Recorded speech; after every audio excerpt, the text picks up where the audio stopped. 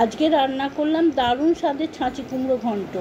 এই ছাঁচি কুমড়ো সরু সরু করে কেটে নিয়ে জলে ধুয়ে নিলাম। এটা আমি ভাপাবো না, কড়া বসিয়ে দিলাম সর্ষের তেল, তেলে দিলাম জিরে, তেজপাতা, শুকনো লঙ্কা, ছোটো এলাচ। তেল হয়ে গেলে তাতে দিলাম ছাঁচি কুমড়ো কাটাটা। এবার তেলে ভালো করে মিশিয়ে নিলাম। যেহেতু কচি তাই একবারেই কড়াই দিয়ে দিলাম। এবার চাপা দিয়ে দিলাম। 5 মিনিট পর চাপা খুলে দিলাম লবণ আর সামান্য হলুদ। ভালো করে এটা মিশিয়ে নিয়ে আবার ঢাকা দিলাম। এটা ঢাকা দিয়েই রান্নাটা করতে হয়। করলাম জল ছাড়া। 5 মিনিট পর অনেকটা সেদ্ধ হয়ে গেছে। এবার দিলাম 1/2 কাপ দুধ আর দিলাম খানিকটা চিনি।